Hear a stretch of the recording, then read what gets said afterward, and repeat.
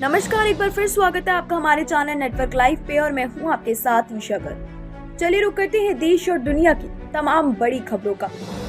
बिहार में मतदाता सूची के विशेषण गहन पुनरीक्षण यानी कि एसआईआर ने राजनीतिक दलों की नींद उड़ा दी है।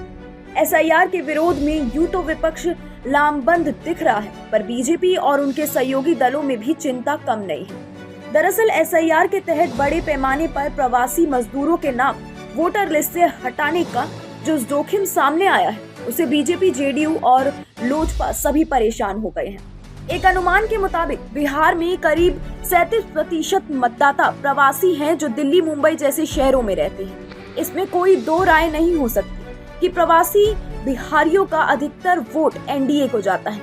मतदाता सूची के पुनरीक्षण में सबसे अधिक खतरा इन प्रवासी वोटर्स के वोटर आईडी कार्ड ना बन पाने का है। यही कारण है कि एनडीए के लिए एक बड़ी चुनौती बन गया है। पहला, प्रवासी बिहार के सामने ही बड़ी मुश्किल है। बिहार में विधानसभा चुनाव 2025 से पहले चुनाव आयोग ने मतदाता सूची का विशेष गहन पुनरीक्षण का काम शुरू किया था।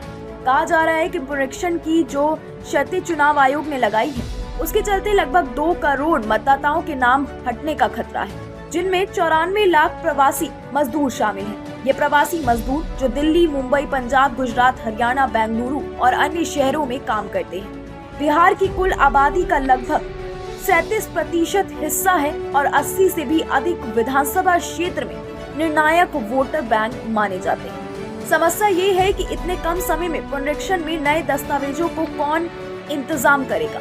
मुंबई, दिल्ली जैसे शहरों से छुट्टी लेके आने वाले शहर पहुंचना और सरकारी दस्तावेज बनाना इतना आसान काम नहीं है। चुनाव आयोग की तरफ से जन्म प्रमाण पत्र, निवास प्रमाण या अन्य सरकारी दस्तावेज की मांग की जा रही है। जिनके पास नहीं है वो वोट देने की खातिर अपने ऑफिस से छुट्टी और किराया भाड़ा खर्च करके घर जाने से बेहतर वोट नहीं देने का ऑप्शन ही बेहतर समझते हैं। जिस तरह का बयान पिछले शुक्रवार को मुख्य चुनाव आयुक्त का आया है, उसका भी सीधा असर प्रवासी वोटर्स की आईडी पर पड़ने वाला है।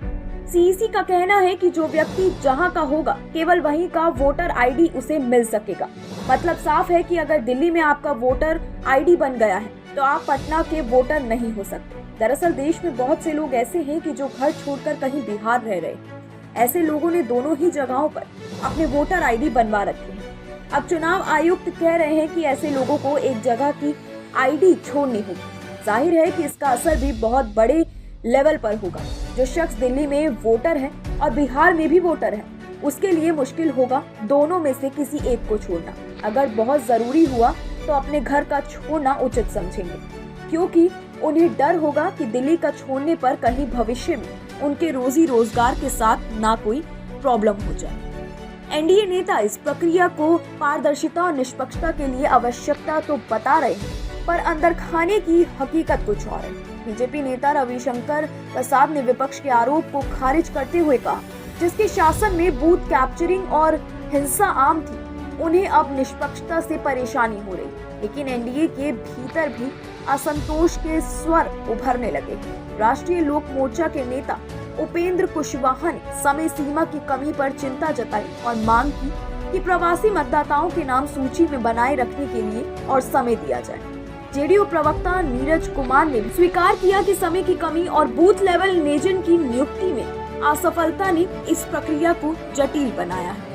जिस तरह विपक्ष ने एसआईआर का विरोध शुरू किया, उससे तो यही लगता है कि बहुत जल्द ही चुनाव आयोग ये फैसला वापस ले सकता है, क्योंकि ऐसा दिखने में आ रहा है कि बीजेपी और उनके सहयोगी दल भी खुलकर आवाज उठाने लगे। जाहिर है कि केंद्र सरकार इस मामले को बैकफुट। बूथ में ऐसा देखा गया है कि जब इस तरह का व्यापक विरोध दिखा गया है तो सरकार अपने आदेश वापस ले लेती है।